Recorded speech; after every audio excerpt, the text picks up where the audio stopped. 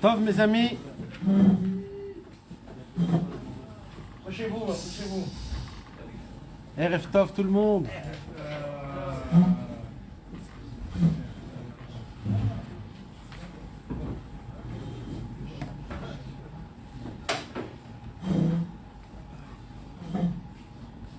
Bezrat Hashem,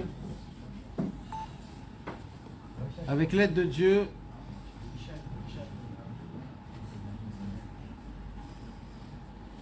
Ishaï Yehuda Gavriel Ben Rivka. Mélanie Rivka. Janine Bat Simcha. Sarah Tamar Bat Alaïs. Eliyahu Raphaël Ben Kouka. Aïdel Ben Frajda. Meir Israël Ben Nbal. Meir Ben Chaya. Noah Bracha Bat Levana. Refoua Shelema. Uri Raphaël Ben Lital. Gal Nachman Ben Shimrit. Naomi Bat Rachel. Aaron Ben Malka. Ror David Ben Irit. Rotem Ovadia. Jonathan Ben David. Daniel Chana Bat Arlet Rivka. Chava Oded Bat Daphne Vered. Kadosh Baruch Hu, il envoie la refoua Shelema complète. Et pour tout l'âme Israël, Bezrat Hashem, que tout le monde on puisse se sentir bien comme il faut, avec l'aide de Dieu, dans la joie. Maya Batsara Geoula Shlema. Et tout l'âme Israël, Bezrat Hashem, le Tor Shachol Israël.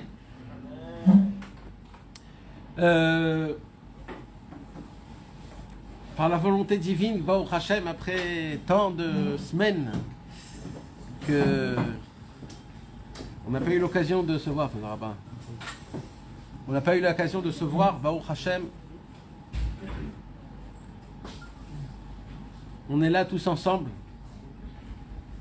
et c'est très bien comme ça.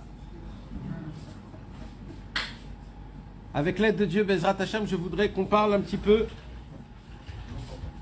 On va essayer de répéter un tout petit peu des inyanim de notre Torah habituelle, Bezrat Hashem, pour qu'on puisse rentrer dans le cours. 2-3 petits points comme ça, juste pour qu'on se rappelle, pour qu'on se renforce et pour qu'on puisse avancer avec l'aide de Dieu et parler un peu du Tachlit, le but pour lequel on est venu dans ce monde, de se rappeler, Bezrat Hashem, des choses essentielles et importantes. Pour notre vie, pour notre famille, pour tout, Bezrat Hashem. On a étudié donc la Torah numéro 7. On est en plein milieu du commencement de la Torah numéro 7. Et on a commencé à parler du premier sujet de la Torah numéro 7. Le sujet qu'on peut en parler des années et ne pas s'arrêter. C'est pour cela que c'est difficile un petit peu d'avancer. Parce que c'est des points qui sont tellement importants. C'est la roue que Rabbeinu il nous a créé. La roue. C'est quoi la roue? Rabbeinu il nous a dévoilé que il y a un cercle. Un cercle que tout se passe à travers ce cercle-là. Une chose, quand tu le fais mal, ça a un peu endommagé l'autre et ça s'entraîne jusqu'à qu'on peut tomber très bas. Mais de la même façon que ça peut être dans le mal, ce cercle, il existe aussi en bien. Que si un homme il se renforce dans un point, il peut arriver à un deuxième point, un troisième point, et comme ça, il forme son cercle, une roue pour avancer dans la vie, pour avancer dans le monde. Et Rabbeinu, il commence avec une première phrase. Et dans cette phrase-là, Rabbeinu Akadosh, il inclut la majorité des problèmes qu'on souffre actuellement. Et il nous le fait rappeler. Parce que des fois, quand on souffre beaucoup d'un problème, alors on a l'habitude de s'habituer et de ne plus faire attention à ce problème-là. Rabbeinu, il commence sa parole. On a dit que c'est aussi le premier conseil du Likutei Etzot. Premier conseil du Likutei Etzot. Rabbeinu, Rabbi Nathan a ouvert le Likutei Etzot avec notre Torah à nous. Et comment ça commence? Ikar Ageoula Taloui Be'emuna. La Géoula générale, la délivrance particulière et générale, tout ce qui peut se passer en particulier dans la vie d'un homme, ou alors dans le monde en entier, il dit Rabbeinu, sachez une chose, les choses vont commencer à avancer dans notre vie quand on aura un peu plus d'émouna, quand on va essayer d'arrêter de penser ou de croire par les choses et les événements qui sont dans ce monde-ci, par la nature, par les règles, par les statistiques, par les chercheurs ou les gens qui ont des connaissances, ou alors les règles vitaux qu'on croit que tout passe à travers ou par rapport des règles spéciales. Le Yetzer Hara, tout son travail à lui, c'est quoi? C'est d'essayer de nous faire oublier Akadosh Baruch Hu. Et quand je dis ça, je parle de qui? Je parle pas des gens qui sont loin d'Hachem. Je parle des gens les plus proches d'Hachem. Parce que des fois, on a tendance à croire que quand on lit cette phrase, ce paragraphe, on a tendance à se dire « Ah, Baruch Hashem, moi je suis pas dans cette catégorie. Moi, Baruch Hashem, j'ai la Emouna, comme j'ai la Emouna, alors Baruch Hashem. » Mais Rabbeinu n'a pas écrit ce livre pour les gens qui ne sont pas pratiquants. Rabbeinu, il a écrit son livre pour le plus grand des tzadikim et pour le plus bas des juifs. Et pour nous tous, Rabbeinu, il vient, il déclare un chidouche, même que pour nous, c'est pas un chidouche. Mais il dit, je vais vous dévoiler quand même un chidouche. Parce que vous comprenez pas combien c'est un chidouche, quoi. Le monde n'avancera pas tant qu'il n'y aura pas d'Emouna. Tant que vous n'allez pas vous renforcer dans Hachem, dans la tfila, en regardant les miracles. C'est ça l'essentiel de tout. C'est ça, Rabbeinu, il veut qu'on se réveille. Parce que malheureusement, cette phrase se répète chez des gens comme si que, oh, on souffre tous, c'est quand qu'il y aura Mashiach, quand Mashiach viendra, on va tous crier Mashiach vient. Mais mes amis, tout dépend de la Emouna. Tout dépend de combien tu te rapproches d'Akadosh Baruch Hu, tu crois en lui, tu as foi en lui dans ton cœur. Dans ton cœur, Behemet, pas Stam, tu as la Emouna. Et Rabbeinu, il vient, il nous apprend. On ne peut pas atteindre la Emouna. Et il dit, Rabbeinu, quand je dis Emouna, j'ouvre deux grands parenthèses énormes. Deux très grandes parenthèses, et j'inclus dedans, il dit Rabbeinu, la tfila. Pourquoi? Le symptôme de la Emouna, c'est quoi, mes amis? C'est la tfila. Comment on voit si on a de la Emouna ou pas? Si tu pries Hachem. Alors, Bevadaï, qu'on parle de la prière de Shacharit Mincha Arvit, mais pas que. On parle de comment tu t'adresses à Hachem. Combien de fois tu t'adresses à Hachem? Qu'est-ce que tu vas lui raconter? Est-ce qu'il y a des choses que tu vas pas lui raconter parce que peut-être c'est pas important? Je vais pas lui raconter ma journée que j'ai eue aujourd'hui au travail. C'est pas important, c'est pas ça qu'Hachem il veut que j'entende, que je lui parle. Il veut que je lui parle d'autre chose. C'est faux! Hachem, il veut que tu le fais régner dans chaque millimètre et chaque instant de ta journée. La chose la plus importante et la plus chère aux yeux d'Hachem, c'est son peuple juif. Et il veut être au courant de tout ce qui se passe dans ta journée, extérieurement et même dans tes pensées. Il veut savoir comment tu penses, si tu t'es bien réveillé, si tu as une bonne envie d'avancer aujourd'hui, ou alors tu t'es réveillé avec de la flemme. Hachem, il veut que tu le mettes au courant de tout. Pourquoi? Pas parce qu'il ne sait pas, il sait tout Hachem. Mais il veut voir que moi et toi Hachem, on est une fusion. Nous deux, on se fusionne nous deux. Mes yeux est envers Hachem, et Hachem il est envers mes yeux. Quand on dit Shema Israël, le plus beau pasouk de tous les psukim, le plus important de tout, c'est quoi? C'est quand un juif il dit Shema Israël, Adonai Elohenu, Adonai Echad. C'est la phrase où inclus dedans, on ne peut pas s'imaginer ce qui est inclus dedans. Tous les juifs qui ont eu des problèmes, quand ils sentaient que c'était la fin, c'était ce pasouk qui disait. Quand un homme il va mourir, c'est ce pasouk qu'on dit. Quand il se passe quelque chose de grave, c'est ce pasouk qu'on dit. On s'attache à qui? À Hachem Echad. C'est-à-dire quoi Hachem Echad? Shema Israël. C'est quoi Shema Israël? Il dit Rabbi Nathan dans l'Ikuta Lachot, quand tu dis Shema Israël, c'est quoi que tu dois avoir la kavana quand tu dis Shema Israël? C'est qui Israël? C'est moi. Il dit, Rabbi Nathan, quand tu veux dire quelque chose d'important à quelqu'un et qu'il est en face de toi, tu lui dis, viens ici, écoute-moi. Même s'il est déjà là, tu lui dis, viens ici, écoute-moi. Il dit, Rabbi Nathan, quand tu dis Shema Israël, tu appelles ta personnalité. Tu appelles ta neshama.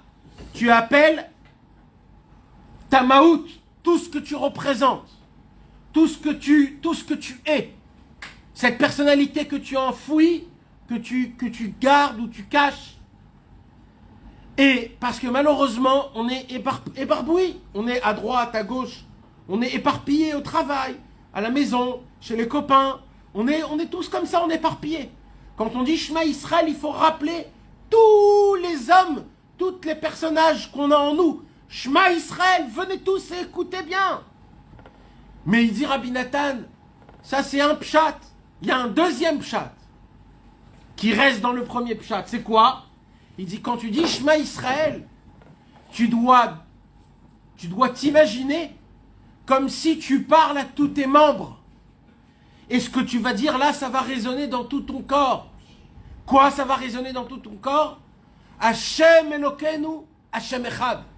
Quand tu lui dis ça, tu dois te dire que maintenant les mots que tu vas dire, ils vont rentrer dans ton corps et jusqu'à le plus petit de tes membres, jusqu'à le tziporen. Comment on dit le tziporen? Même l'ongle de l'orteil, il va ressentir ce cri énorme que tu vas crier du fond du cœur, que tous tes membres vont entendre. Hashem Elokeinu, Hashem Echad. C'est-à-dire quoi Hashem Elokeinu? On a un seul Dieu, c'est Hashem. Et ce Dieu-là, il est un. C'est-à-dire quoi il est un?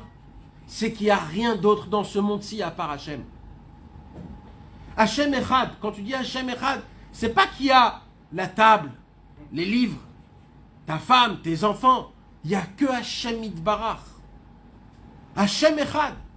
Maintenant, quand on dit une parole pareille, quand on dit quelque chose de très fort, alors tu regardes, quand tu veux dire quelque chose de très pesant à quelqu'un, c'est quelque chose de très important, tu le regardes où, normalement?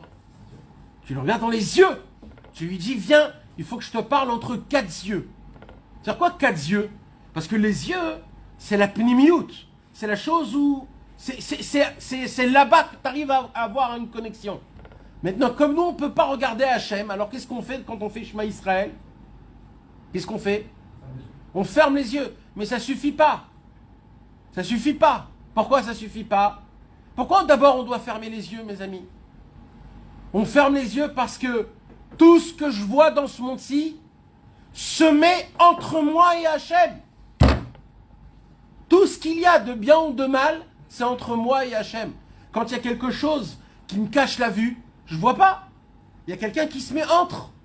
Si je veux regarder ma femme et qu'il y a quelqu'un qui passe entre nous deux, je ne vois pas. Ce monde-ci, mes amis, c'est quoi?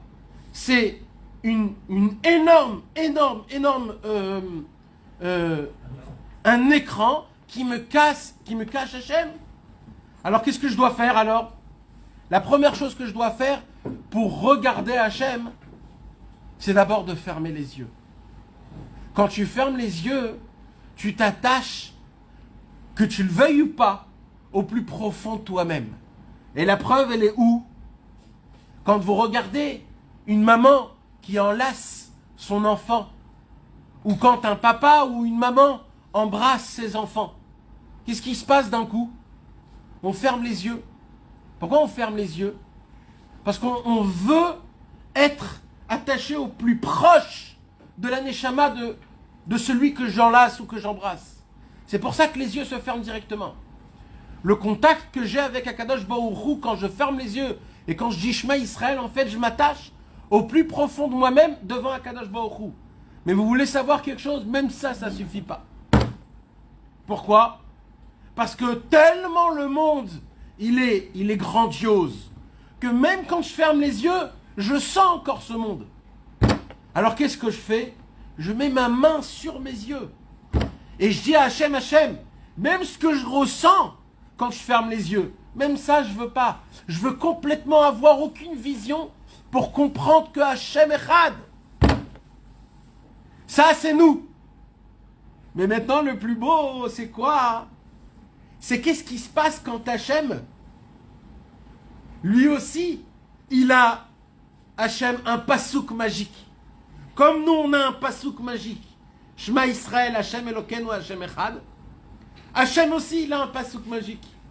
Qui à chaque fois, il le répète. Comme nous, on le répète 2 fois par jour, Akadosh Baruch Hu, il le répète des centaines de fois. C'est quoi le pasouk qu'Hachem, il dit? Mi ke'amecha Israël, Goy Echad. Nous, on dit Hachem Echad, Hachem, il dit Goy Echad.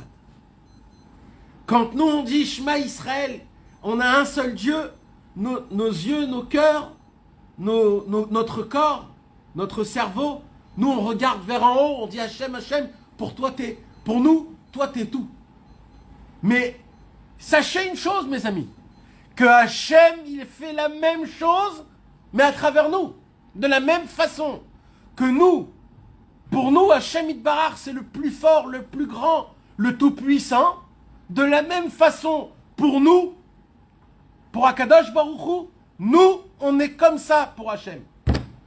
On est le peuple élu, le plus fort, le plus grand, le plus spécial et le plus cher aux yeux d'Akadosh Baruch Hu. Quand un non-juif, il veut passer d'une catégorie non-juif au juif, il peut pas. Il a beau faire la Brit Mila, il a beau faire le mikvé, il a beau étudier toute la Torah, il a beau connaître tout, mais tant qu'il n'a pas dit la phrase phénoménale, il ne peut pas passer. Vous savez ce que c'est de passer de catégorie non-juif à juif? C'est inimaginable.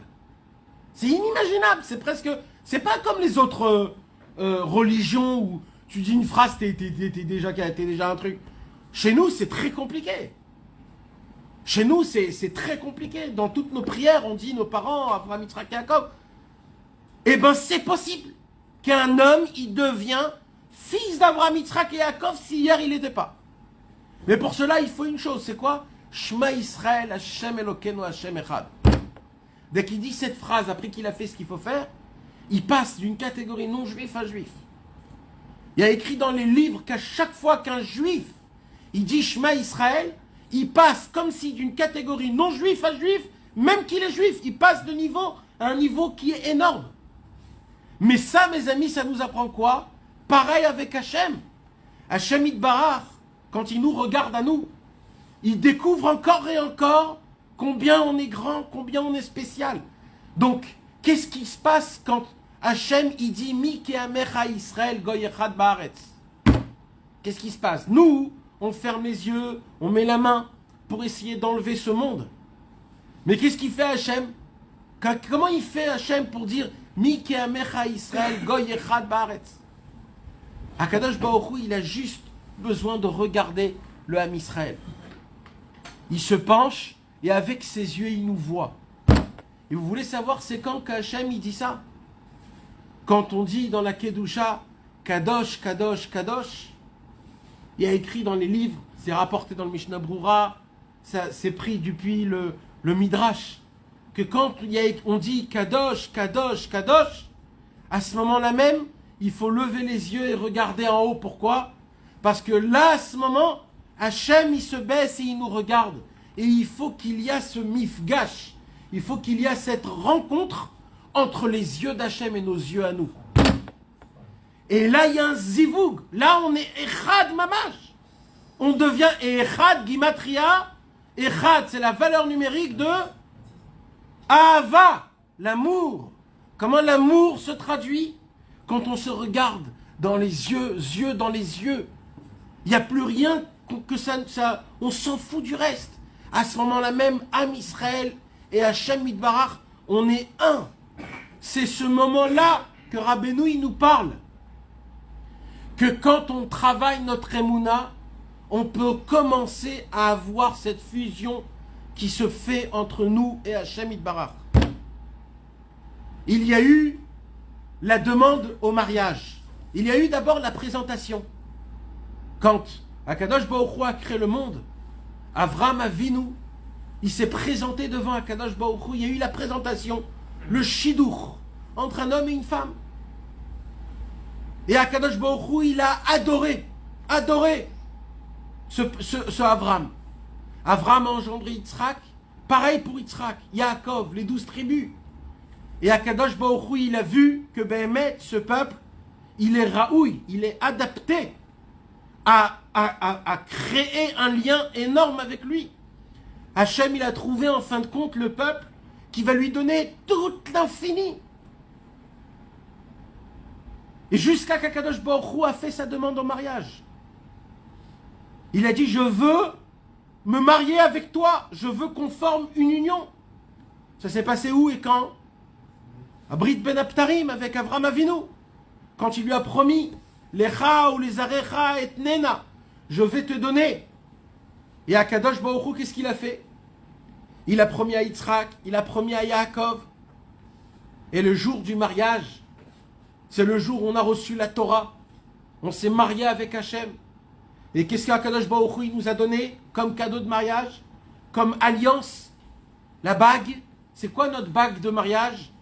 C'est la Torah Akdosha. Et là-bas, mes amis, il y a un point et un tnaï. Comment on dit un tnaï? Une condition qui est très importante. Quoi? Pour que tu puisses appliquer la Torah, découvrir mon amour envers toi, il dit Hachem au peuple juif. Pour que tu puisses me découvrir, pour que on puisse s'entendre bien, je nous ai préparé une terre qui est spécifique à nous. Eret Israël. En Eret Israël, tu auras la Emouna, tu auras la Tfila, tu vas découvrir les Nissim, tu vas découvrir tout. Il n'y aura plus de galoute, il n'y aura plus rien. Et il faut que tu saches qu'à chaque fois que tu sortiras de Eret Israël ou que tu t'éloigneras d'Eret Israël, c'est qu'on n'est pas en bonne situation. Pendant 40 ans, on a tourné, jusqu'à qu'en fin de compte, on est arrivé en Eret Israël. Dès qu'on est arrivé en Eret Israël, tout de suite, qu'est-ce qu'il a fait le Khatan? C'est qui le Khatan? C'est Hachem Itbarach. Il a tout de suite construit le Beth Amikdash, la maison. Nous, le Ham Israël, on venait, on apportait des enfants, on faisait tellement de belles choses. Il y avait Mamash, Ashrat, Ashrina, Kadosh Baruch Hu qui était là. Mais malheureusement, il s'est passé quoi? Malheureusement, il s'est passé que on a commencé à avoir des doutes et à croire que tout est normal et que tout nous revient depuis le départ. Et malheureusement, avec ce qui s'est passé, Akadosh Baruch Hu, il a détruit le temple. Il y a eu un problème de Shlom Bayit. C'est de là où Rabbeinu il vient, il nous apprend une condition qui est énorme, quoi? Eretz Israël, Eretz Akdosha, la terre d'Israël, c'est une terre qui fait pousser la Emouna, qui fait pousser la Tfila. On est loin, mes amis, même si on habite en Eretz Israël, on n'est pas zoré de la Kdusha d'Eretz Israël. On est comme si qu'on est éloigné d'Eretz Israël, malheureusement. C'est vrai que c'est un premier pas de venir habiter en Eretz Israël. C'est le pas essentiel, c'est le premier travail qu'un homme est obligé de faire. Le minimum de tout, de quitter la terre extérieure pour venir en terre sainte. C'est le minimum qu'on demande. Mais ne croyez pas que quand on arrive en Eretz Israël, c'est fini. C'est maintenant que ça commence. Maintenant, on doit être zoré de la Kdusha d'Eretz Israël. Malheureusement, on est très loin. C'est là où Rabbeinu il vient et il nous dit, plus un homme il a de la Emouna, plus grâce à ça il arrive à être connecté avec Hachem, alors il arrive à prier. Vous savez mes amis, les gens croient que quand on dit ce genre de paroles, c'est toujours pour renforcer quelqu'un qui ne prie pas. C'est vrai aussi, mais moi je veux renforcer d'Afka les gens qui prient. Parce que Rabbeinu il parle même pour le plus grand prière du monde, pour le plus grand Baal Tfila du monde, de se renforcer dans la Tfila. Il y a des gens qui disent, comment on se renforce dans la Tfila? Si je faisais tant aujourd'hui, dès maintenant je vais faire un peu plus. C'est faux. C'est pas que ça. On peut ne pas aussi augmenter de quantité. Mais le cœur, il faut qu'il soit vivant, mes frères. Notre cœur, il est endormi. Notre cœur, il est là et il attend l'éjecte. Vous savez, quand quelqu'un, chas v'shalom, il part de ce monde-ci, tout de suite, on lui fait le massage cardiaque. Et quand on voit que ça ne fonctionne pas, on l'électrochoque. Pourquoi on l'électrochoque? On essaye de donner une pression sur le cœur, que le cœur il se réveille. Mes amis, on est au stade, on est dans un stade aujourd'hui où notre cœur, il est en train d'agoniser. Mais mes amis, Béhémet, c'est pas Stam, ce que je vous dis, c'est pas Stam. C'est pas Stam. C'est le Hémet.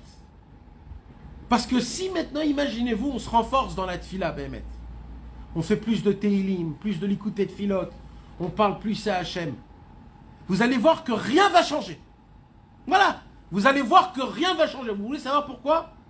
Parce que ce qu'il veut, Rabbeinu, quand il nous dit Ikar Ageoula Taloui Baemuna, là, il ne nous parle pas juste d'un sticker qu'on met un autocollant derrière la voiture.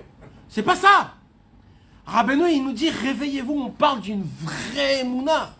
Une Emouna où tu dois être prêt à dépendre totalement que d'Akadosh Baruch Hu, mamash, complètement. Et dès que tu as prié, de ne plus t'en faire. Parce que ça aussi, c'est la Emouna. Normalement, quand un homme, il prie sa prière, quand il dit ses problèmes à Hachem, dans sa tête, il doit se dire, je me suis, Baruch Hachem, j'ai tout dit à Hachem. Maintenant, ce qui va se passer, c'est que du tov. On doit être consolé après qu'on prie. On doit avoir la Emouna dans notre prière. Quand on prie, on doit savoir à qui on s'adresse. C'est qui Hachem? Vous savez, ça n'existe pas dans la chimie, dans la biologie. Ça n'existe pas que quand je te parle de quelqu'un, tu ne sais pas de qui je parle. L'être humain, il est obligé de toujours s'inventer une image. Obligé. Comme nous, on ne sait pas comment il est Hachem, quelque part dans notre tête, on l'imagine sans l'imaginer. Ça, c'est contre la Emouna, mes amis. Akadosh Baruch Hu, c'est quelque chose qu'on ne peut pas l'expliquer, mais c'est la vitalité qu'il y a partout. On doit chercher, on doit savoir que jusqu'à maintenant, tout ce que je sais, tout ce que j'ai appris, tout ce que j'ai entendu, c'est rien. Hachem, sa grandeur, elle n'est pas que dans sa grandeur qu'il a fait les 6 jours. Sa grandeur, elle est où? Que même si je suis l'homme le plus rachat au monde, même si je suis l'homme le plus hypocrite, le plus menteur, la grandeur d'Hachem, c'est qu'il m'aime encore plus et encore plus.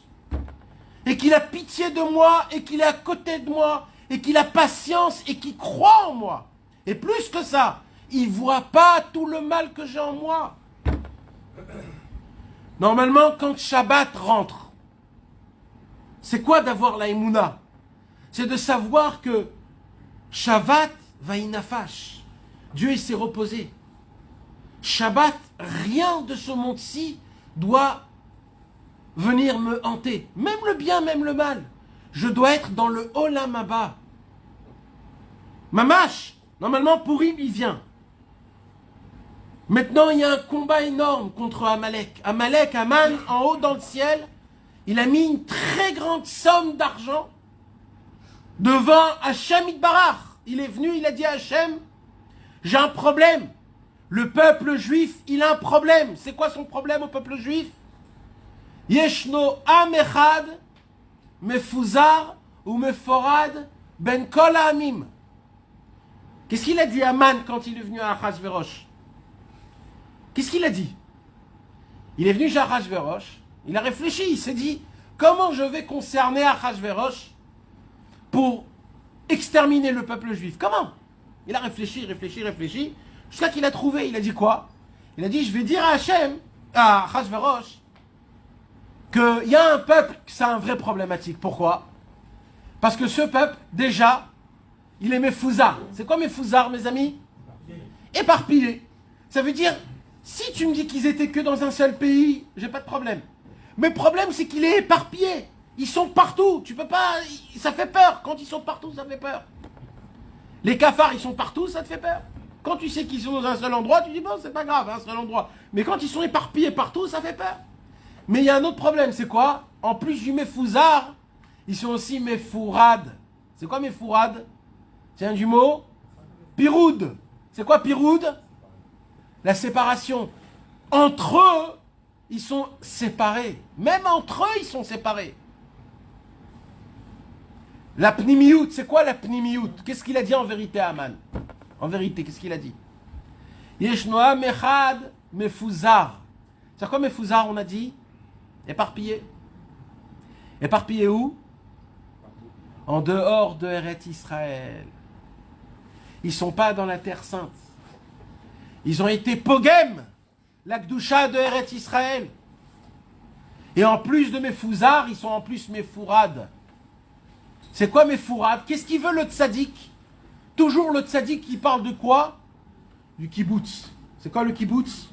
C'est la réunion, d'être ensemble. Toujours le kibbutz. Et qu'est-ce qu'il était le Ham Israël? Il était mefourad. L'inverse du kibbutz. Le Aman, Amalek, il a dit, en vérité, qu'est-ce qui vient? Il dit à Hachem, Hachem, ils n'ont pas Eretz Israël. S'ils n'ont pas Eretz Israël, automatiquement, ils n'ont pas Emouna, ils n'ont pas de Tfila, et ils n'ont pas de Nissim. Donc, ils n'ont rien. Toute notre Torah, mes amis, elle parle de quoi? Torah 7, elle nous parle que quand un homme, il n'a pas de Emouna, ou alors il a de la Emouna, mais pas assez. Je vous ai dit, mes amis, dans la Torah 5 de la deuxième partie du Likutei Moharan, Rabbeinu, il prend la Emouna comme une fleur. Emouna, c'est Seder Zraim. Et qu'est-ce qu'il dit sur la Emouna? Il dit, une fleur, si tu l'arroses pas tous les jours, elle tombe. La Emouna, si tu lui donnes pas de la force, si tu la renforces pas tous les jours, ta Emouna, elle tombe. Rabbi Avraham ben Rabbi Nachman, il a dit, le jour où un homme n'a pas fait Hitbo des doutes, ce jour-là, il étudie une chavruta avec le Yetzerara d'athéisme. Et où il lui prouve qu'Hachem, il n'est pas là. Mes amis, on peut pas vivre avec une parole pareille. On n'est pas en train de dire stam des mots. C'est pas un cours de Torah. On est en train de parler de la réalité. Ça, c'est des choses, mes amis, que le Mashiach, quand il va venir, il va répéter. Et il va vous dire, mais vous les savez, ça, ces paroles-là? Pourquoi vous bougez pas? Mais le Mashiach ne va pas venir avec des autres paroles. Il va venir avec ses paroles, il va vous dire, réveillez-vous. Vous croyez que c'était quoi? C'était une blague quand on vous a dit? C'était pas une blague. C'est le Hémet là, mytho, les gars, c'est le Hémet. N'allez pas chercher plus que loin. Il y a des gens, ils ont des problèmes dans leur vie. Alors ils vont aller très loin chercher. Qu'est-ce qui m'est arrivé? Il faut peut-être vérifier les mezuzot, on va aller voir un rave, on va aller voir quelqu'un qui voit dans les trucs, etc. Mais pourquoi tu vas aussi loin?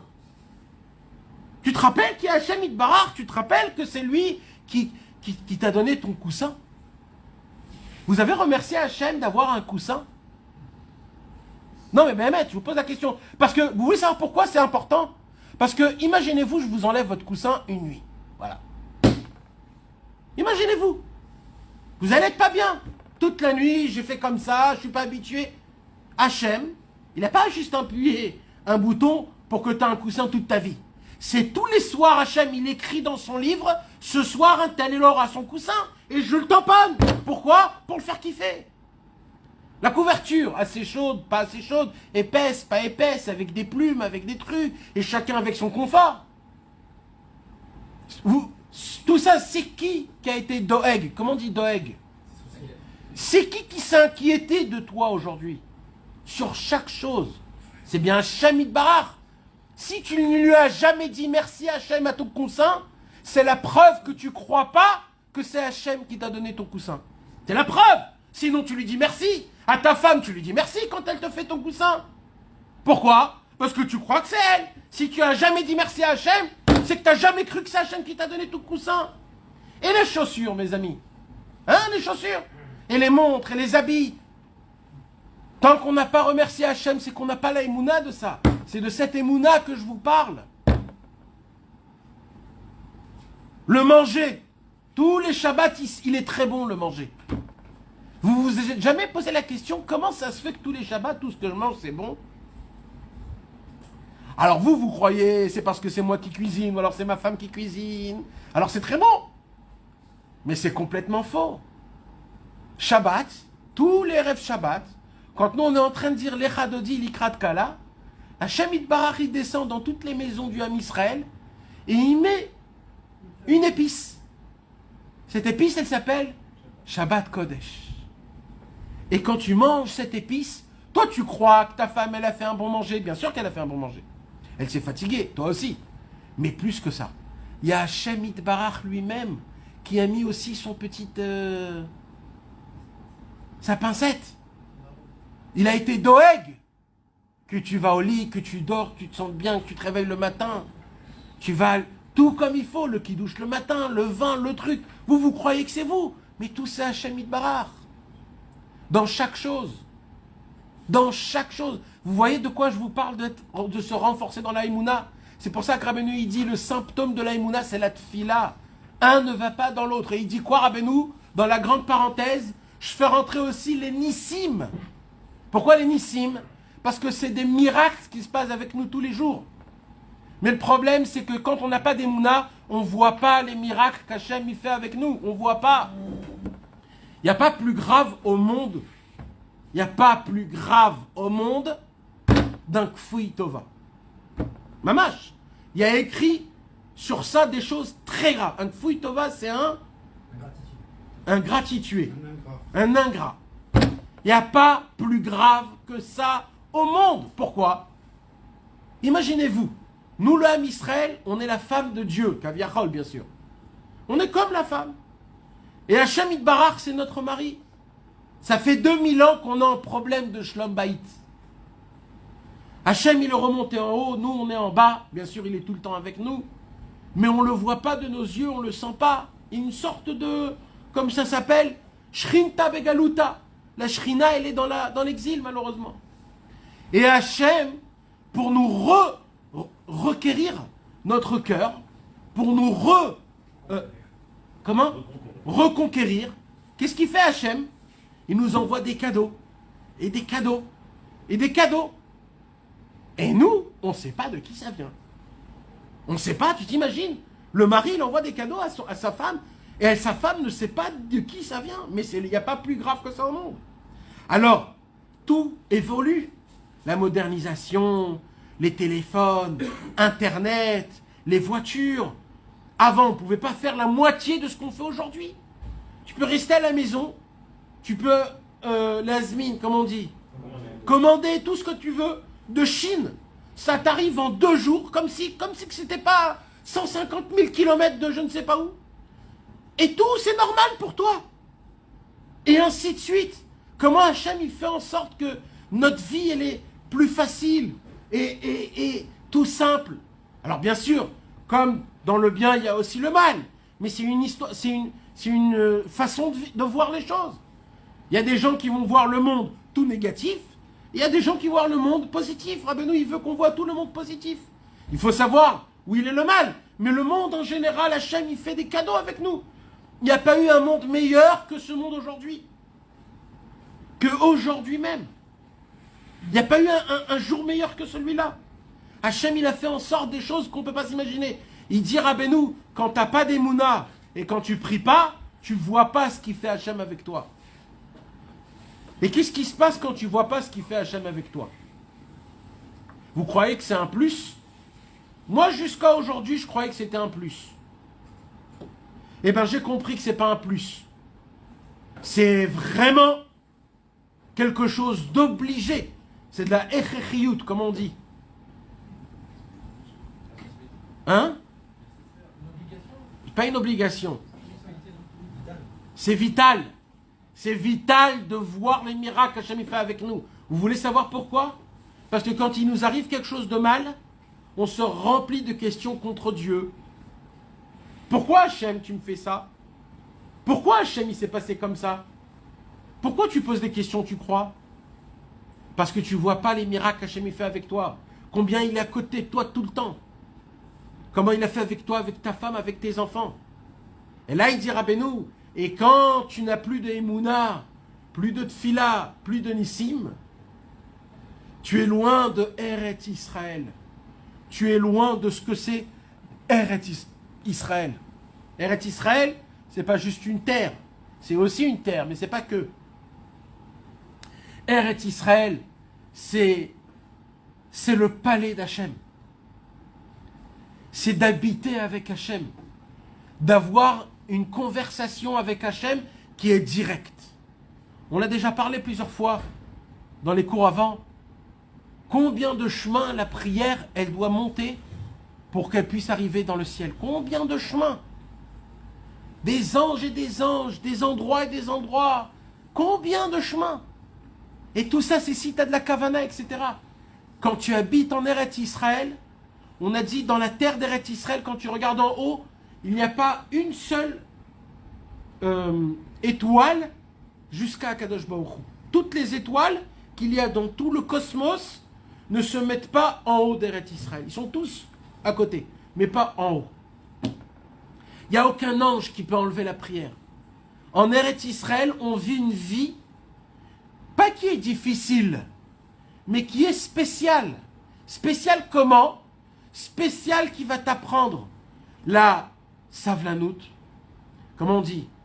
La patience, qui va t'obliger à exercer de prière. Pourquoi? Parce qu'il manque toujours un papier, parce que lui il a reçu et pas toi, tu as reçu la moitié mais pas tout ce qu'il faut, et ainsi de suite, plein de problèmes, mais ce ne sont pas des problèmes. La mentalité israélienne, c'est pas que c'est des fous, c'est que c'est une vie que quand tu vis en Eretz Israël, tu es obligé d'être dépendant d'Hachem Yitbarach et de la prière. Et quand un homme il est comme ça, il voit des miracles tous les jours en Eretz Israël, de voir un miracle et d'attacher le miracle à Hachem, c'est pour ça qu'Hachem a créé ce monde. Voilà, c'est ça, toute la raison pour laquelle Dieu a créé le monde, il nous a emmenés, tout c'est que ça. Qu'on se renforce dans la Emouna, que grâce à ça on prie, et que grâce à la prière on découvre les miracles, et qu'on puisse ressentir et habiter dans la Terre Sainte et le servir Béhémet là-bas. Parce que dans la Terre Sainte, je suis ma mâche avec Akadosh Baruch Hu. Comme on est proche de Purim, je voudrais vous faire montrer comment dans tout Purim, Aman et Achashverosh, pour exterminer le peuple juif, ils nous ont fait faire tomber dans ces 4 points-là, dans ce cercle de Emouna, Tfila, Nissim et Eretz Israël. Et je veux vous faire montrer comment Mordechai nous a renforcés dans Emouna, Tfila, Nissim et Eretz Israël pour s'en en sortir. C'est-à-dire, on voit Mamash, comment Bezrat Hashem, ce Purim-là, comment tout est inclus, toute notre Torah qu'on a étudiée, comment c'est inclus dedans. La Megillah, alors au tout début, ça commence par la Emouna. Pour atteindre le peuple juif, tant qu'un juif il a la Emouna, tu ne peux pas l'atteindre. Personne ne peut atteindre un juif s'il a la Emouna. La Emouna, c'est comme le passeport vert. Tu peux rentrer là où tu veux, combien de temps que tu veux, tu n'es même pas obligé d'avoir une... Rien du tout. Tu fais montrer, Bechavod, on te donne du Kavod, on te donne tout ce que tu veux. Ça y est, lui, il est piqué. La Emouna, c'est le vaccin. Même le Yetzerara, il ne peut pas sur un homme qui a la Emouna. Il ne peut pas. Pourquoi? Parce que la Emouna, c'est une sorte de contre-idéologique. C'est au-dessus de la idéologie. C'est comme, Chasvé Shalom, c'est pas exactement, mais on va dire, c'est comme un simplet. Quand un simplet, il est fermé sur quelque chose, tu peux pas lui faire montrer autre chose. Pour lui, il comprend rien. Lui, il se dit, voilà, c'est ça, il n'y a rien d'autre. Un homme, quand il a la Emouna Chazaka de quelque chose, t'as beau lui dire 1 milliard de choses, le Yetzerara truc, il n'y a rien qui va le faire bouger de sa Emda, de sa position. C'est ma Emouna. Même les Goïm, même chez les Goïm, si même tu as un jugement où tu dois venir, quand tu viens et tu leur dis, excusez-moi monsieur, je ne pourrai pas venir, c'est ma religion, c'est ma Emouna, comment on dit ma Emouna, c'est ma foi, tout de suite ils comprennent. Même si c'est un jugement, même si ils comprennent, sauf des fois où ils comprennent pas. Mais normalement, ils comprennent. Ils disent, ah, ok, si c'est ça, alors c'est ok. Même un goy, il comprend. Même le Yitzhara, il peut pas. Contre la Emouna, tu ne peux pas. C'est une barrière que personne au monde peut bouger, la barrière de la Emouna. Personne au monde. Alors la première chose, quand on veut se mettre contre le peuple juif, c'est quoi qu'il faut faire? C'est le défoncer sa Emouna. Mes amis, il n'y a pas d'autre chose. Sachez-le. Il n'y a pas d'autre chose. Rabbeinu ne dit pas autre chose dans tout le Likutei Moharan. Le point de départ et tout dépend de Emouna. Kol mitzvotecha, Emouna. Tzadik be'emunato, yichyeh. Vayi adav Emouna. Tout, Habakkuk imidan alachat ve'tzadik be'emunato yichyeh. Habakkuk il a dit. Tout dépend de quoi? De la Emouna Akdosha. Pourquoi?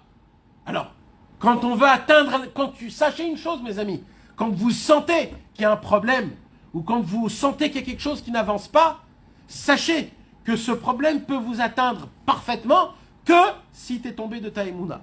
Si tu te renforces dans ta Emouna, dans la Shamit Barar, dans la Tzadikim, dans la Torah, dans les Tehilim que tu fais dans la Simcha du Shabbat, personne ne peut t'atteindre.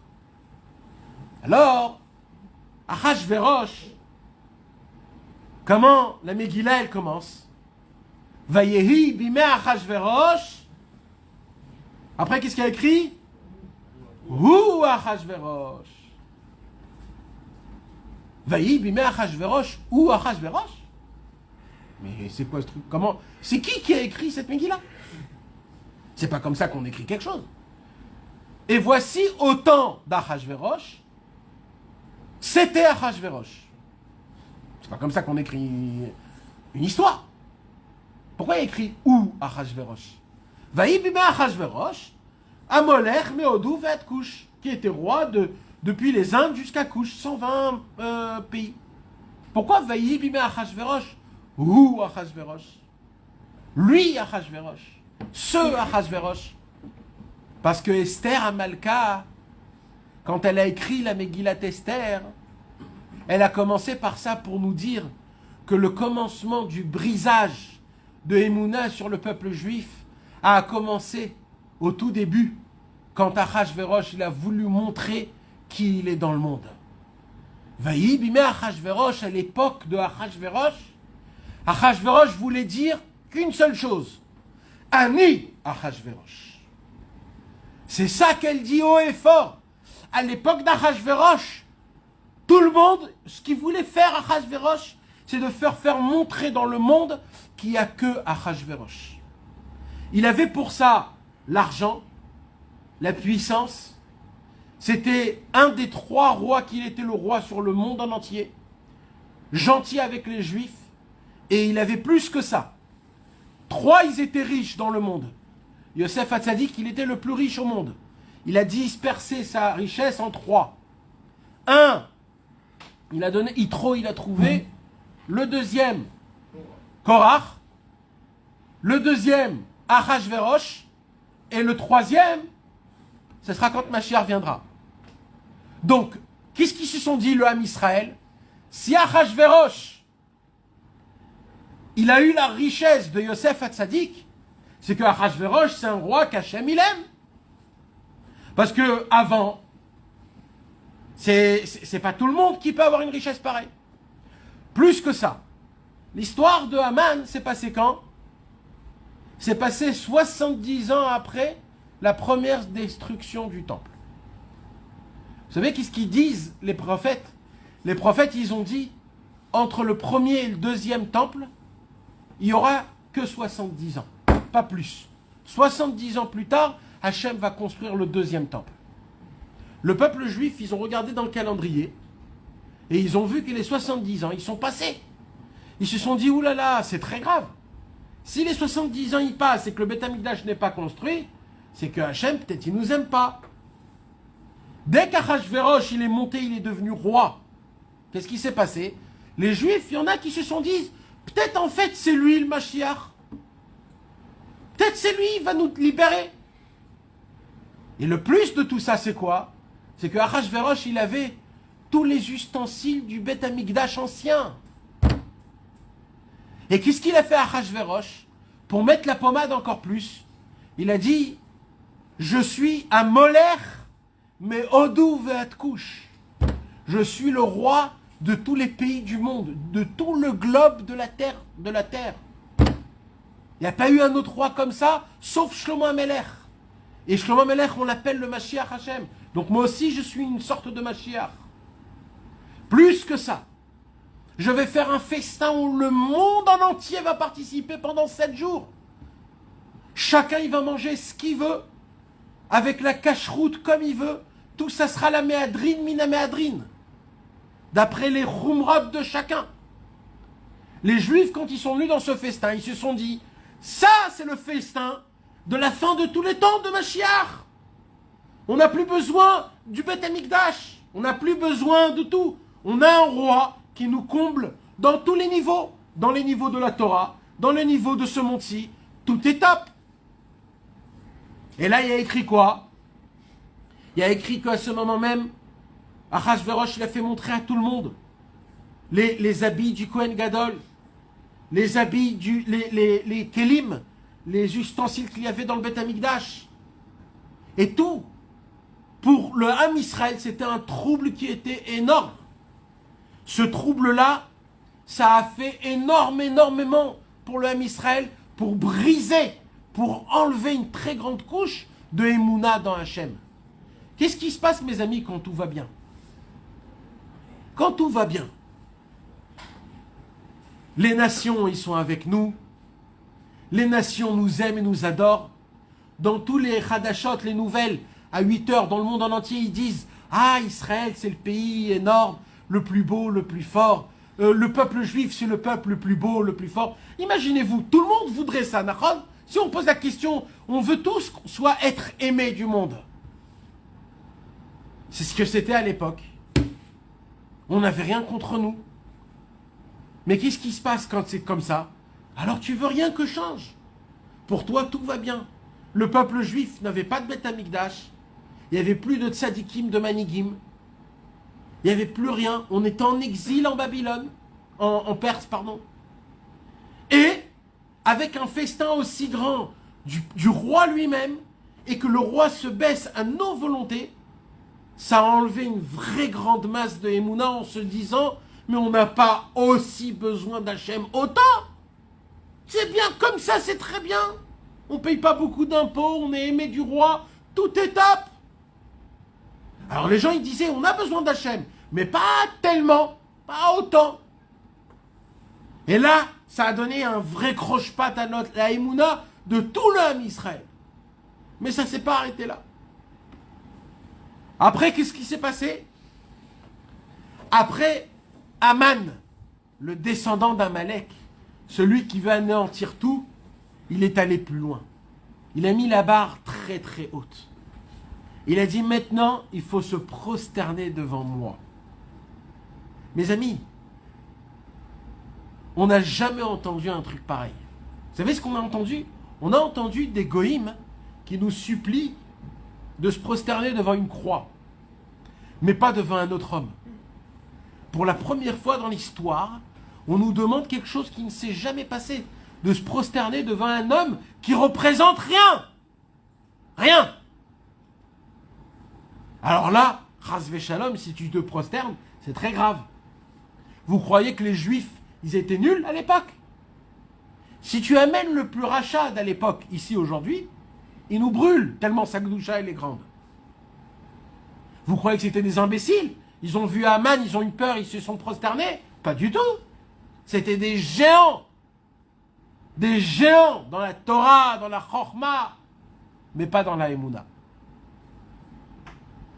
Pour la Emouna, mes amis, il faut la tfila. La tfila, il faut l'annulation. Depuis tous les temps, la tfila, il faut se l'avoir. Il faut l'acquérir. Il faut avoir beaucoup de rabaissement, de humilité. Les Talmidei Chachamim d'à l'époque, ils ont mis sur la table ce problème. Est-ce qu'il faut se prosterner devant Aman ou il ne faut pas se prosterner devant Aman? Et vous voulez savoir ce qui s'est passé? Les Chachamim, ils ont été possèques. Vous savez, c'était qui à l'époque, les Chachamim? C'était les Anshe Knesset Agdola, la grande assemblée de Jérusalem. Ça se pourrait qu'il y avait là-bas même des Nevi'im, des prophètes. Et ils ont tous décrété que c'est permis, et pas juste que c'est permis, qu'il faut se prosterner sur Aman. Pourquoi? Parce que c'est un danger, il est proche du roi, et il ne faut pas faire de problème. Ils ont fait rentrer ce problème de Emouna dans la Torah. Mais plus que ça. Parce que Mordechai, il est resté simple. Parce que Mordechai, lui, il ne s'est pas dit, je vais essayer de comprendre Hachem ou la Torah avec des questions, des réponses, des inanimes, etc. Lui, il s'est dit, moi je comprends rien, moi il y a un seul Dieu, moi laissez-moi tranquille. Alors Mordechai, lo yichra velo yishtachave. Mordechai, lui, il ne s'est pas prosterné, il ne s'est pas rabaissé. C'est pas là le problème. Vous voulez savoir c'était où le problème? Vayehi keomram elav yom yom. Les Bnei Israël, ils sont venus chez Mordechai, au début les grands. Ils lui ont dit, Mordechai, tu es un Zaken Mamré. C'est quoi un Zaken Mamré, mes amis? C'est quand un juif se lève contre les sages. Vous savez ce que c'est un Zaken Mamré? Un Zaken Mamré, il a une punition très spéciale dans la Gemara Masechet Sanhedrin. C'est pas Stam. Ils sont venus, hein? C'est pire, c'est un Zaken Mamré, ça s'appelle. C'est un nom spécial rien que pour ça. Quand un homme qui va contre les Chachamim et que cet homme-là il est important, ou qu'il a une certaine importance, ça s'appelle un Zaken Mamré. Même si c'est un rave. Quand il va contre la halacha, c'est très grave. Ils sont venus chez Mordechai. Ils lui ont dit, Mordechai, qu'est-ce que tu es en train de faire? Tu es contre la Torah, ils lui ont dit. Et vous voulez savoir c'est qui avait raison? C'est qui avait raison? C'est eux. Parce que Béhémet, c'était comme ça. Mais Mordechai, lui, il a dit, moi, vous ne comprenez pas. Depuis Miaïesod, de la racine, vous vous êtes trompé. Parce que ça a commencé depuis le festin d'Achashverosh. Vous avez reçu le venin. Et maintenant, le venin qu'il est en vous, votre Torah est devenue un venin. C'est là-bas que ça a commencé. Quand ta Emouna, elle sait... Qu'est-ce qui se passe quand un homme, sa Emouna, elle se brise? Alors, quand sa Emouna, elle se brise, il va trouver dans la Torah des preuves qu'il a raison. Rabbeinu, il dit pourquoi? Parce que ça commence par la Emouna. C'est quoi d'abord la Emouna? La Emouna, c'est quoi? Hachem Echad, tout dépend de Dieu, ça ne bouge pas, alors ça ne bouge pas. Mais quand on te touche ça, après tout ce qui se passe, ça dégringole. Mais ça ne s'est pas arrêté là. Parce que Mordechai, il continuait à se mettre debout quand il passait Aman. Et là, il y a écrit le deuxième jour, ils sont venus qui? Les anciens du Ham Israël, en lui disant, Mordechai, t'as pas honte? On va tous se faire... c'est très grave. Le lendemain, c'était les enfants qui sont venus chez Mordechai. Les femmes, ils jetaient des œufs et des tomates à Mordechai. Tu vas nous tuer, tu vas nous tuer. Et qu'est-ce qui s'est passé, mes amis? Tout ce qu'ils ont dit, le Ham Israël, ça s'est passé. Aman, il a demandé qu'on extermine le peuple juif parce qu'il ne pouvait pas supporter Mordechai. Et il a reçu, il a obtenu son tampon. Vous imaginez le pauvre Mordechai? Le jour où le décret il sort, il se dit mais je ne peux pas sortir dehors. Ils vont tous me tuer. Mes frères, mes juifs, ils vont tous dire que c'est à cause de moi que je ne me suis pas prosterné. Là tu tombes dans quoi? Non, là c'est passé un autre shlave là. Là on passe dans la tfila. Vous savez c'est quand qu'on arrête de prier mes amis? C'est quand on croit savoir où il est le problème. Quand on croit savoir où il est le problème, tu pries plus. Parce que tu sais que le problème, il est là-bas. Je donne un exemple. Un homme, il a besoin de 1000 shekels. Il a un vrai problème. Il doit mettre demain à la banque 1000 shekels. Comment je vais faire? Comment je vais faire? Là, il peut prier. Hachem, aide-moi, aide-moi, aide-moi. Maintenant, il y a un copain, il appelle, il dit, salut, comment ça, etc. J'ai une petite tzedaka de 1000 shekels à te donner. Oh merci, Toda Rabba, mamash. À ce moment-là même, il arrête de prier. Pourquoi? Parce qu'ils croient savoir où est la solution. Alors d'après Rabbi Nathan, non. D'après Rabbi Nathan, c'est le Yetzer Hara. Tant que tu l'as pas dans la main, c'est rien. Tu comprends? Tant que tu n'as pas dans la main, c'est rien. Maintenant, qu'est-ce qui se passe? Quand eux, ils se sont dit où il est le problème, Mordechai, alors on n'a pas besoin de prier. Il faut juste arranger le problème. C'est d'exterminer Mordechai. Et ça, c'est les Juifs qui parlaient. Donc, au moment où ils ont cru comprendre où il est le problème, donc ils n'ont jamais prié. Et c'est où la preuve? Megillat Esther. Esther écrit, le jour où le papier est sorti, le 13 Adar, extermination totale du peuple juif, il y a écrit Evel Gadol la Yehudim, Vetzom Ubechi Umisped, Sakva Efer Yutzal Arabim. Je vous dis tous les mots, écoutez bien, et vous allez me dire qu'est-ce qui manque dans tous les mots.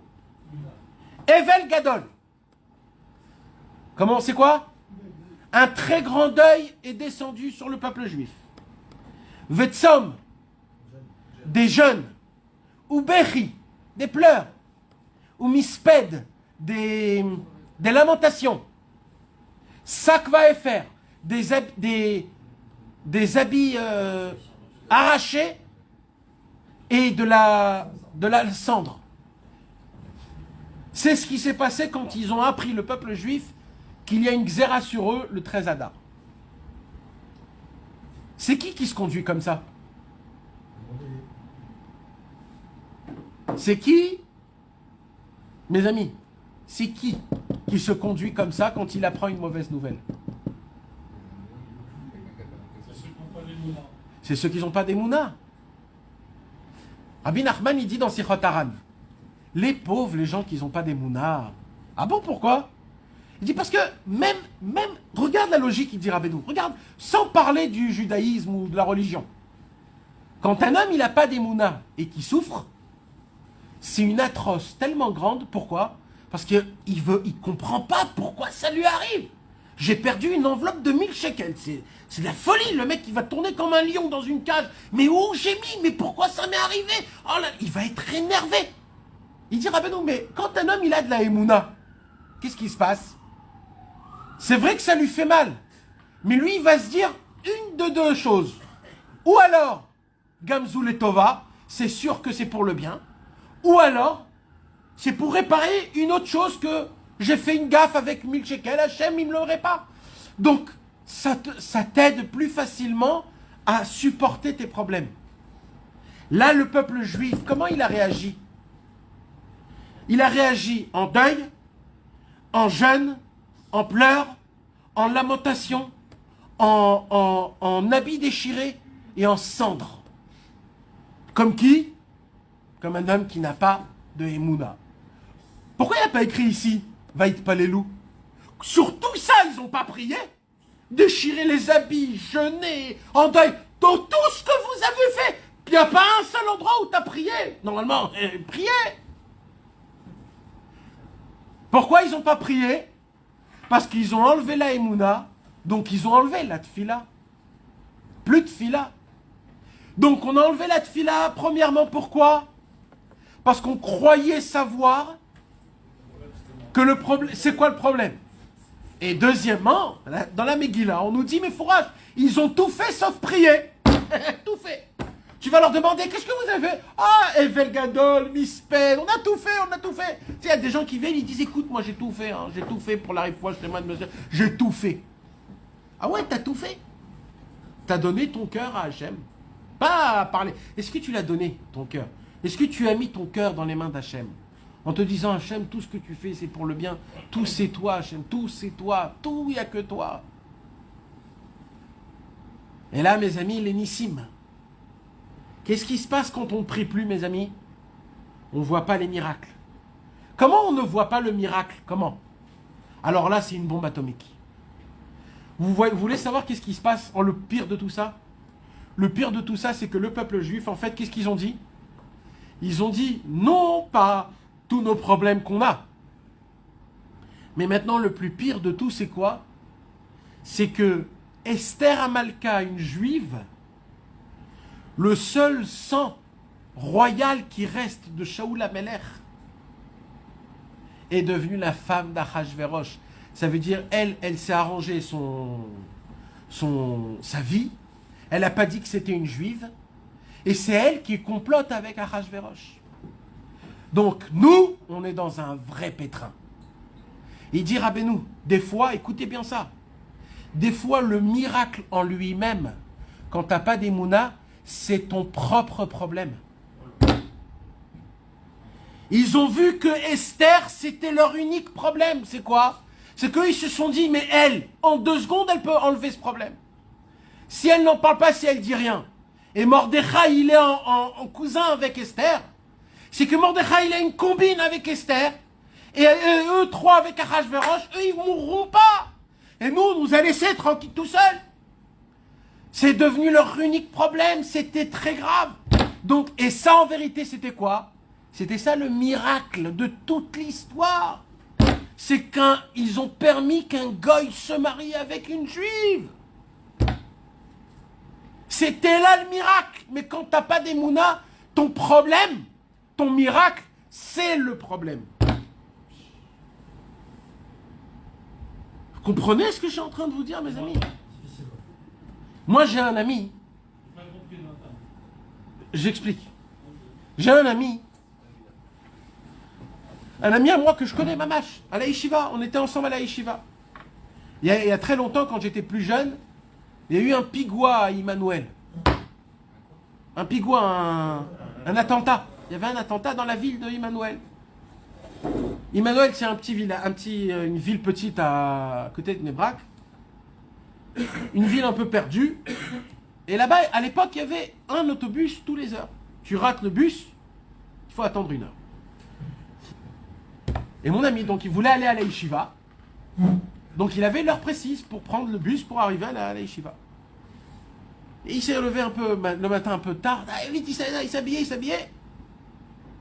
Maintenant, il vient, il descend, et il voit le bus comme ça passer. Il descend toutes les escaliers, il court. Il voit le bus s'arrête à la Tachana. Les gens, ils montent, ils courent. Il arrive devant parce que le nag, il a fermé les portes. Je t'ouvre pas. Il a commencé à la voger. Et lui, il court après, il l'insulte, un truc. Et il a raté le bus. 10 mètres. Il avance. Le bus, il éclate, il explose. Il y a eu une dizaine de morts, Chas v'Shalom. Devant ses yeux. Il a couru vers sa mort. Et Hachem l'a sauvé. Si tu lui poses la question 1 minute avant qu'il explose, comment elle est ta situation de vie aujourd'hui? Oh, qu'est-ce qu'il m'a dit? J'ai couru, il est pas bien. Là. Mais le jour, dès que ça devient une émouna, si le monsieur, maintenant, il l'aurait pris par émouna, merci Hachem, j'ai raté mon bus. Daraba, Hachem, Itbarach. Là, c'est une autre chose. Là. Et là, il le voit de ses yeux. Le naisse. Comment Hachem, il le sauve. C'est ça que je veux vous expliquer. La majorité de nos problèmes, c'est notre salut. C'est ça notre situation la plus bonne. C'est notre délivrance. Le problème, c'est que comme tu n'as pas intermédié ton problème par la prière, par la émouna, tu le vois en tant que problème. Et pire que ça, tu te poses des questions contre Hachem. Comme les Juifs se posaient des questions contre Hachem. Mais Hachem, il y a des combines entre vous, Mordechai, Esther, Achashverosh et nous. Qu'est-ce qui se passe?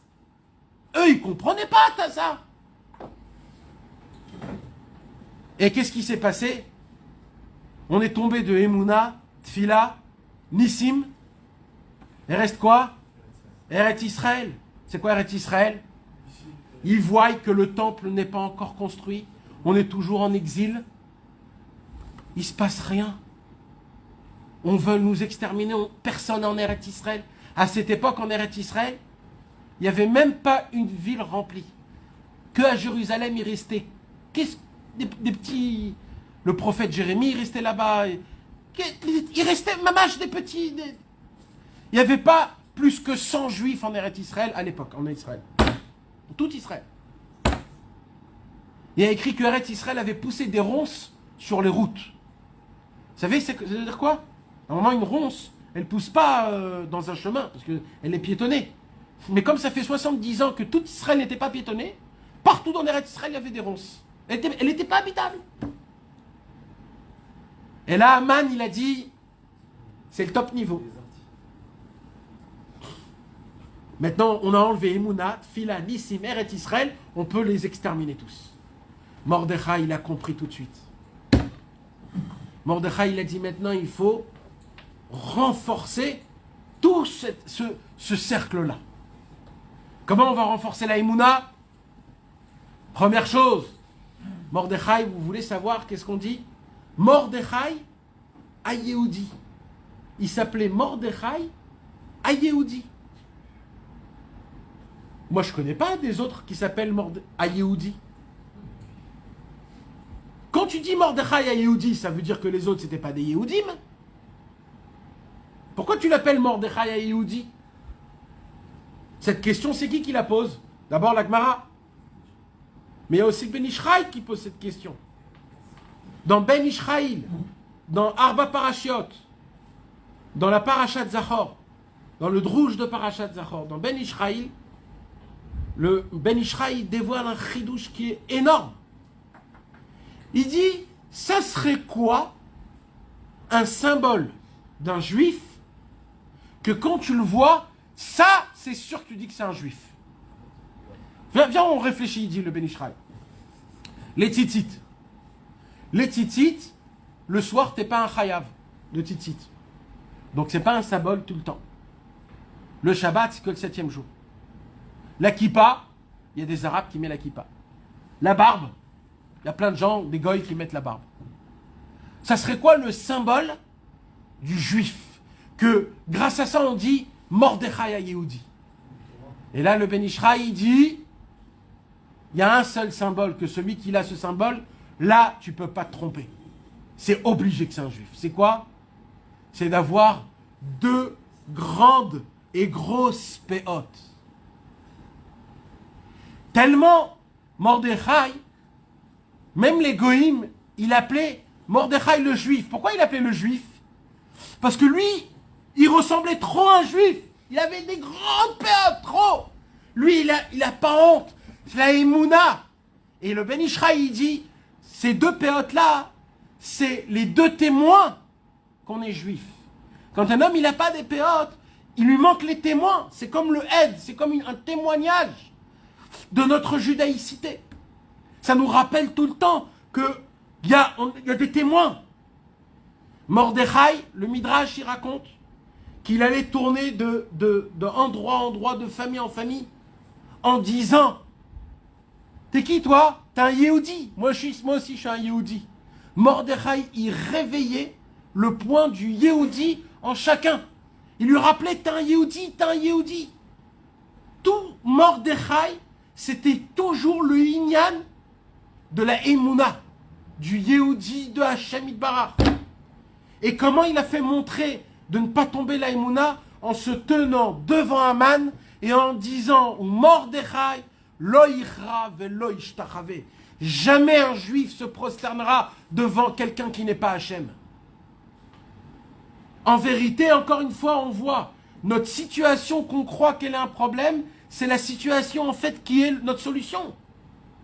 Les juifs, ils regardaient Mordechai en se pas prosternant et eux, ils croyaient que grâce à lui, on va avoir des problèmes. Mais la solution, c'était d'Afka, que Mordechai, le fait qu'il ne se prosterne pas, il fait réveiller en lui le juif. J'ai pas peur de personne. Vous savez qu'est-ce qu'il y a écrit, mes amis? Dans Patchegen Aktav, un midrash sur Megillat Esther, il y a écrit, c'était qui les seuls qui ont prêté, comment on appelle ça, qu'ils étaient de l'entourage de Mordechai? Les seuls, puisque on a dit que tout l'âme Israël, il disait que c'était à cause de Mordechai tout ce qui s'est passé, ou Esther. Alors c'était qui les seuls qui étaient à côté de Mordechai? Il y a écrit que c'était les enfants. Les enfants. Mordechai était devenu un Mélamed d'Ardeke. C'était devenu un Moré. C'est devenu un enseignant d'élèves. C'était plus le Av Beddin de Anshek Neset Agdola. Il était devenu un moré dans une classe. Et qu'est-ce qu'on fait avec des enfants à l'époque, mes amis? Pas comme aujourd'hui on apprend l'algèbre, ou alors l'histoire, ou alors des bêtises pareilles. Qu'est-ce qu'on faisait à l'époque avec les enfants? On leur apprenait la Emouna. Mordechai, il a dit, s'il faut que je renforce la Emouna, les gens d'aujourd'hui, ceux qui sont âgés, eux, je ne peux pas les changer. Alors comment je vais faire pour créer une nouvelle génération? Il faut que je prenne les jeunes. À eux, je vais leur faire montrer qu'il n'y a rien. Et il y a écrit que Mordechai venait avec les enfants, il passait devant Aman et il ne se prosternait pas avec tous les enfants. Comme ça, il a reconstruit la Emouna. Comment il a fait la tfila? Il y a écrit que quand on a reçu le décret, on a dit tout l'homme Israël, qu'est-ce qu'il a fait? Deuil, pleurs, jeûne. Qu'est-ce qu'il a fait Mordechai? Vaïzak, Zeaka, Gdola, Umara, Admeod. Mordechai, il a fait ce que nous, on a fait quand on était en Égypte et qu'on est sorti. Quand on est en galoute, quand on est en exil, il dit Rabbeinu, il faut savoir que la prière aussi, elle est en exil. Ça veut dire quoi que la prière, elle est en exil? C'est que tu n'arrives pas à prier, tu n'arrives pas à prononcer les mots, tu n'arrives pas à t'expliquer devant Hachem, tu te répètes. Après 5 minutes, tu ne sais plus quoi faire. Il dit Rabbeinu, ça s'appelle que la prière, elle est en exil. Alors tu dois faire quoi? Tu dois faire ce qu'ils ont fait le peuple juif quand ils étaient en Égypte. Quand Pharaon il est mort, il y a écrit quoi? Vaïzaku zeaka gdola. Vayar batsar lahem beshomo et rinatam. Vaïtzaku el Adonai batsar lahem. Ils ont crié à Hachem, ils ont dit à Hachem, ça nous fait mal, ça nous fait mal. On a mal de cet exil. On a mal que tu es loin de nous. On a mal qu'on ne te sent pas, qu'on ne te voit pas, qu'on ne sait pas que tout le bonheur qu'on a, ça vient de toi. On ne sait pas, on ne le voit pas. Combien c'est mal. On a crié. Et qu'est-ce qui s'est passé tout de suite après? Moshe Rabbeinu est venu, les diplés, et c'est terminé. Et là, Mordechai, il a dit, ce qui s'est passé, ça se repasse. Alors Mordechai, il a dit, ce que l'homme Israël ne fait pas, moi, je vais le faire tout seul, avec les enfants. Il y a écrit, il est sorti dehors, et il a crié à Hachem en levant les bras en haut dans le ciel. Pourquoi il a levé les bras en haut dans le ciel, mes amis? Pourquoi? Ça vous rappelle rien? Le premier combat contre Amalek, c'est qui Amalek? C'est le grand-père d'Aman. Mordechai, il a dit, comment on a combattu Amalek? Le premier. Quand Moshe Rabbeinu levait les mains au ciel, c'est là où on gagnait. Quand il baissait les mains, c'est là où on perdait. Pour nous apprendre, Moshe Rabbeinu nous a fait allusion à aujourd'hui. Que comment on va gagner Aman? Que par la prière. Rabbeinu, il a dit, un jour, il y avait beaucoup de grands tzadikim qui étaient assis à côté de lui, et chacun, il disait comment le Mashiach, il va gagner ce monde. Et Rabbeinu, il était là en train de rigoler, il s'éclatait de rire. Et c'était le plus jeune en plus. Eux, ils étaient tous vieux, grands tzadikim, etc. Et lui, il était là dans son coin en train de rigoler. Et on lui a dit, qu'est-ce qui se passe, mon cher Rabbeinu Akadash, Makara? Pourquoi tu rigoles? T'as quelque chose à dire? Il a dit, Mashiach irvosh et haolam lelo shum kadur yeria. Le Mashiach va gagner et conquérir ce monde, même pas avec une seule balle de pistolet. Vous parlez de Gog ou Magog, vous parlez de ça. Le Mashiach, il va faire qu'une seule chose. Ikar klezeno shel Mashiach, ou atfila. L'arme du Mashiach, ça sera la prière. Le Mashiach va former une armée. Pour faire partie de cette armée, il faudra obtenir comme arme que la prière. Pas la prière et une arme. Il y a des gens qui disent il faut la prière et une arme. Que l'arme, que la prière, rien que la prière. Avec ta bouche et ton cœur. Que ta bouche et ton cœur, c'est comme ça que le Mashiach va conquérir. Un jour, Rabbi Shimon, l'élève de Rabbeinu, à l'époque en Israël, il y avait des ours, il y avait des tigres, il y avait des... C'était un peu chaud d'aller dans la forêt faire une bonne des doutes. Et un jour, Rabbi Shimon, l'élève de Rabbeinu, quand il est venu habiter à Tzfat, dans les montagnes de Tzfat, il y avait encore des bêtes féroces. C'était un peu spécial d'aller faire une des doutes. Et vous savez, les vrais Breslev, ils sont pas au bord de la forêt. Ils rentrent bien, bien, comme il faut, bien, où tu peux, où là-bas, tu es tout seul avec Hachem, un match. Et un jour, il a vu des bêtes féroces, il s'est dit, il faut que je prenne un couteau. Va savoir s'il m'arrive quelque chose. Il a pris le couteau, et il est allé dans la forêt. Et le jour où il a pris le couteau, il y a un grand ours qui vient. Et là, il a compris que... Il a compris quelque chose. Il a dit, jusqu'à aujourd'hui, j'ai pas amené le couteau. Alors Hachem, il m'a sauvé. Mais parce que j'ai pris le couteau, Hachem, il a dit, ah, tu veux l'utiliser ton couteau? Pas de problème. Il y aura un ours ce soir. Eh ben, il a tué l'ours. Mais il a reçu des coups, Rabbi Shimon. Il était malade plusieurs mois de ça. Il s'est fait abattre par un ours, c'est pas un stam. Vous comprenez, mes amis, quand je vous dis la Emouna, la Tfila, c'est sans couteau. C'est sans rien. C'est Enod Milvado. Hachem Itbarach, Hachem Echad. Pas Hachem Echad, Veod Echad, Veod Echad, Veod Echad. Non. Hachem Echad. Il n'y a rien d'autre. C'est ce qu'il voulait Mordechai. Mordechai, il n'a pas dit politique, c'est très important, il faut qu'il y ait des partis politiques, voter pour le parti politique, c'est très important pour nous aider parce qu'ils vont nous donner ta. Rien.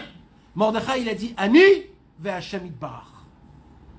Il n'y a pas je fais de la politique, je me prosterne pour Aman, Achashverosh, le copain, il n'y a rien. Et là, Mordechai, il a obtenu la tfila. Et quand il a obtenu la tfila, qu'est-ce qui s'est passé? Il a fait montrer à tout le Ham Israël un miracle énorme, énorme, énorme. Comme il n'y a jamais eu un miracle pareil, quoi. Comme par hasard. Comme par hasard.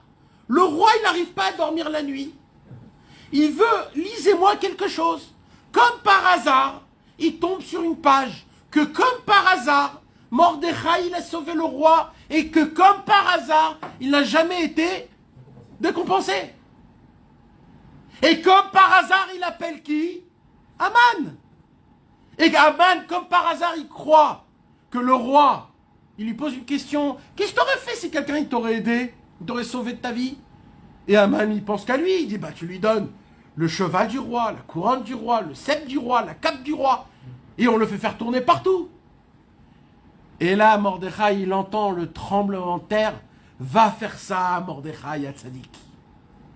Vous imaginez avec tous les pensées du Ham Israël, on voit Aman, Amalek, l'homme qui se tient contre Hachem Mamash. Il vient, il tourne, il se rabaisse à quatre pattes pour que Mordechai puisse monter sur le cheval d'Achashverosh avec la couronne. Là, le Ham Israël, ils ont dit, ça, c'est que un S, parce que c'est pas possible. Il y a 2 semaines, on a reçu un décret qu'on va déterminer. C'est pas possible. Et là, Mordechai, il a fait montrer, regardez, avec un peu d'émouna, un peu de fila, qu'est-ce qui se passe? Et là, il voit, le peuple juif, que maintenant Esther, elle commence à comploter avec Mordechai contre Haman. Ils entendent. Et après, ils voient que Haman, on le pend sur le même tronc qu'on devait pendre Mordechai. Et Esther, elle vient encore une fois chez Achashverosh et lui dit, ça ne suffit pas. Je veux que tu pends toute sa descendance de Haman. Il y a écrit que dans toute la Perse, il y avait des troncs avec des enfants de Haman, parce qu'il y a écrit que Haman, il avait plus de 200 enfants. Vous imaginez, mes amis, des gens étendus, pendus. Et après, Esther, elle dit, ça suffit pas. Achashverosh, il lui dit, oh, tu veux pas un peu te calmer? Non. Demain aussi, je veux que tous ceux qui aient été contre le Ham Israël, qu'on sort et qu'on fait une bataille et qu'on les tue tous. Mais tu oses combien? Elle demande. Parce que Esther, c'est la Tfila. Mordechai, c'est la Torah. Des fois, Esther, elle est en exil, elle est cachée chez Achashverosh. Il faut Mordechai, la Torah qui vient pour sortir la Tfila. Torah ou Tfila. Grâce à Mordechai, il a sorti la tfila. Et là, on a vu comment la tfila, elle pèse. Et après, elle demande que chaque année Purim deviendra un jour où le Nes Mamash, Ayamim Aele, Nizkarim Venasim. Vous savez ce que ça veut dire, Nizkarim Venasim? À chaque fois que le 13 Adar, 14, le 15, il tombe, tout ce qui s'est passé à l'époque, ça se fait actuellement dans le ciel, il y a tout ce qui s'est passé. La même chose, la même chose, la même chose. Actuellement, là, maintenant, on est en danger de mort, les gars. Sur nous, sur notre tête, il y a écrit Watend, $1 million. Sur chacun de nous tous. Jusqu'à Purim. On ne sait pas maintenant ce qui va se passer à Purim. Le Malach Hamavet, il est là avec une grande épée et il attend juste qui va poignarder. Comment? On a des problèmes de manque d'émouna, des trucs, on n'arrive pas à se lever, on fait des fautes, on n'est pas bessimcha, on est malheureux, Et il y a Mordechai qui dit, mais arrêtez les angoissés, arrêtez, arrêtez. Am Israël, Am Echad. Et à Purim, il faudra combattre Emunat, Tfila, Nissim, Ve'eret Israël. C'est pour cela que, qu'est-ce qui s'est passé? Après que Mordechai il a réparé la Emouna, la Tfila et les Nissim, tout de suite après que Haman il a été tué, qu'est-ce qui s'est passé, mes amis? Esther, elle a eu un enfant qui s'appelle Dariavesh, et Dariavesh a construit le deuxième temple où le Ham Israël est revenu en Eretz Israël. Grâce à qui? À Mordechai qui a réparé les niveaux avant, de Emouna, de Tfila, de Nissim et de Eretz Israël. Ça, c'est Purim, mes amis. Purim, c'est de faire en sorte de se remplir de Emouna, de Tfila, de Nissim et de Eretz Israël. C'est que comme ça que ça fonctionne. Il faut qu'on vit ce qui s'est passé à l'époque. C'est pour ça que c'est très important, mes amis. On nous demande des choses qui sont un peu compliquées à Purim. On nous demande de donner des Mishloach Manot, surtout à qui? À des gens qui sont pas tes meilleurs copains. Qui sont presque même tes ennemis. C'est ça la vraie mitzvah de Mishloach Manot.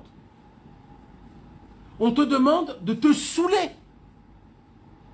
Et pas de te saouler, Stam. Adeloyada, jusqu'à que tu perds la boussole complètement. Pour ça, il faut avoir une émouna très grande. Parce que, logiquement, je ne comprends pas pourquoi il faut se saouler. C'est pas beau du tout de se saouler. Bon, il y en a qui vont me dire, on saoule tous les Shabbats, mais pour les gens normaux, on va dire. De se saouler, c'est spécial. Tu perds l'homme que tu es en toi, comme on dit là. Le contrôle. L'homme représentant. Vous voulez savoir pourquoi on boit, mes amis? Parce que l'inverse de la Emouna, c'est quoi? C'est l'intelligence. Je comprends. À Purim, Hachem, il dit, arrêtez de comprendre. Bourrez-vous la tête. Comme ça, jetez votre cerveau. Comme ça, il reste que de la Emouna. Pour toute l'année. Quand tu fais cette année avec Shabbat qui tombe quelques heures plus tard. Vendredi, c'est vendredi. Shabbat, c'est Shabbat. Alors, jusqu'à... C'est quand que ça rentre Shabbat? 5h15. Jusqu'à 5h15, tu n'as aucune mitzvah de te rappeler que c'est Shabbat. Pour l'instant, c'est Purim. Chaque mitzvah, elle a son temps. En mer mevin simcha be simcha. Et pour être le plus sage, il faut préparer tout Shabbat, mercredi, tout, jusqu'à tout. Il faut tout préparer. Comme ça, vendredi, il faut que toute la journée de jeudi, ça soit consacré à Mordechai ve Esther Amalka, à Hachem Yitbarach qui va descendre. Les Purim où tombe le vendredi, c'est les Purim les plus hauts de tous les autres Purim. Pourquoi? Parce que ceux qui ne sont pas très accros à la Gdusha, à la sainteté, ils font un petit truc, allez vas-y, Shabbat, ils rentrent Shabbat. Et... Le Shabbat, il est malheureux. Le Shabbat, il supplie Hachem. Il nous supplie à nous. Tant que je ne suis pas venu, le Shabbat, il dit, c'est Purim. Pas à cause de moi, vous allez baser Purim. Purim, c'est Purim. Faites le maximum pour faire en sorte de faire comme si vous n'avez rien besoin de faire. Donc il faut faire tout comme il faut. Alors bien sûr, un peu plus tôt. Le top niveau, c'est de prier au Netz. Entre Chaverim le matin, de boire très bien comme il faut. Mamash, le plus qu'il faut. De faire les mitzvot à la synagogue. Mishloach, manot, matanot, levenim. Comme ça au moins t'es yotze et dechova. Bien te bourrer. Comme ça, vers 10h du matin, on te ramène à la maison. Tu vas dormir jusqu'à 11h midi. 11h midi, tu te réveilles, t'es frais. Et là, tu peux être avec ta femme. Et tu peux aller chez des amis. Toute l'après-midi. Parce que l'après-midi, c'est Purim, mes amis. C'est Purim. Il faut que Purim, Rabbeinu, il dit, chaque goutte que vous buvez de vin, c'est équivaut à chaque goutte qu'on a sorti dans le Pgam Abrit. Comme ça, Rabbeinu, il dit. Il faut faire rentrer ce vin kadosh qui va nous laver tous nos chokhmot et que grâce à ça, on va devenir et avoir une émouna très grande. Mais rappelez-vous une chose. Kol la pochette yad, il y a une halakha à Purim. Il y a une halakha que tout celui qui tend la main, tu dois lui donner. Même si c'est Bill Gates qui te tend la main, tu es obligé de lui donner. Cette halakha, Hachem aussi, il a fait. Et tout ce que tu demandes à Purim, quand tu tends la main à Hachem, il est obligé de te donner. C'est pour ça que la nuit de Purim, mes amis, en vérité, elle commence pas honnête. La nuit de Purim, elle commence le soir, quand on va entendre la Megillah. Nos femmes vont entendre la Megillah. On rentre à la maison. Et c'est pas le moment de faire les fous et de mettre la musique. Le moment maintenant, c'est d'aller se coucher très tôt. Essayez. Jeudi soir, d'aller se coucher très tôt pour se lever à Chatzot. Le Chatzot de Purim, c'est pas les portes qui s'ouvrent. Purim, eux, dans le ciel, ils font un Chatzot. La lumière de Purim, c'est un Chatzot Laïla. Chatzot, essayez de vous lever, d'aller dans la forêt et de crier. Ou Mordechai, je me prosternerai pas, Hachem, devant le mal. Demandez des demandes à Purim. Après le matin, quand vous êtes honnête, vous avez déjà une nuit de travail. Quand vous allez boire, avec la fatigue, la moitié de quantité normale, vous allez être déjà dans les vapes. Donc c'est la solution la meilleure. À 9h30, 10h, vous êtes la méadrine à Deloyada. Et à 11h midi, vous vous réveillez, vous êtes exceptionnel. Et là, vous vous asseyez avec les gens. Ça, c'est le top. Mais maintenant, c'est sûr, mes amis, tout ce que je vous ai dit, c'est vraiment extérieur. L'essentiel, c'est de demander à Hachem, dès maintenant, dès ce soir, que cette année, on puisse faire un bon Purim, que ça soit bien pour moi, d'après mon niveau, si je peux me lever, si je ne peux pas me lever, que je puisse vraiment profiter de Purim Behemet, entre Chaverim, entre famille, et Bezrat Hachem, surtout de ne pas oublier l'essentiel, c'est de beaucoup danser, chanter et frapper des mains. Les gens, ils oublient l'essentiel des fois.